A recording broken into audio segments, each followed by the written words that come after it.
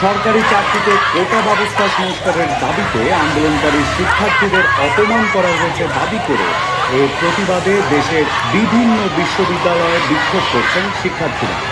রোববার রাত 11টার দিকে কয়েকশো শিক্ষার্থী ঢাকা বিশ্ববিদ্যালয়ের ক্যাম্পাসের রাজু ভাস্কর্যের সামনে অবস্থান নেয়।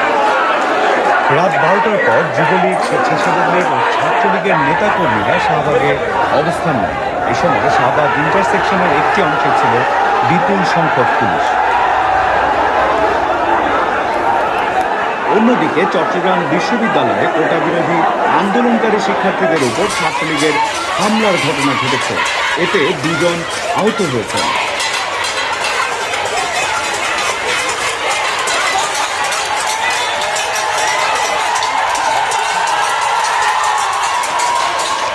রাজশাহী ও জাহাঙ্গীরনগর বিশ্ববিদ্যালয়ে শিক্ষার্থীরা মহাসড়ক অবরোধ করে বিক্ষোভ করছেন।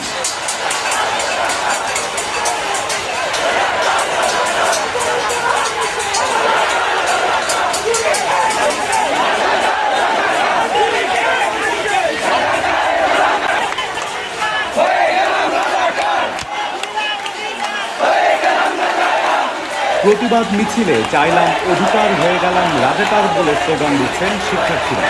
এর আগে 3 সফরের সংবাদ সম্মেলনে প্রধানমন্ত্রী শেখ হাসিনা বলেন, যতক্ষণ তারা শান্তিপূর্ণভাবে পরিণত করাচ্ছে কেউ কিছু বলছে না, কিন্তু এর বাইরে যখন কিছু করবে, পুলিশটাকে হাত দেওয়া বা পুলিশের গাড়ি ভাঙা বা এভাবে আক্রমণ এগুলো যদি করতে যায়, তাহলে তখন তো আইনটা আপন গতিতে চলবে, সেখানে আমাদের কোনো কিছু করার নেই। সেটা আন্দোলন করবার আগে তাদের তো পরীক্ষার রেজাল্টগুলি দেখে নেওয়া উচিত ছিল যে কোথায় তারা দাঁড়িয়ে। আর দ্বিতীয় কথা হচ্ছে মুক্তিযুদ্ধের বিরুদ্ধে এত ক্ষোভ কেন? মুক্তিযুদ্ধদের নাতিপুতিরাও পাবে না, তাহলে কি রাজাকারের নাতিপুতিরা পাবে? সেটা আমার প্রশ্ন, দেশবাসীর কাছে প্রশ্ন।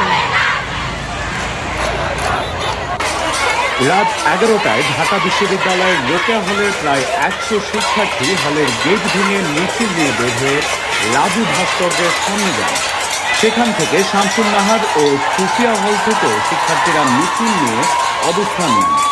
বৈষম্য বিরোধী ছাত্র আন্দোলনের সমন্বয়ক নাহিদ ইসলাম বলেন, তারা কোনো আন্দোলনের ডাক দেন না, শিক্ষার্থীরা স্বেচ্ছায় হল থেকে বেরিয়ে এসেছে।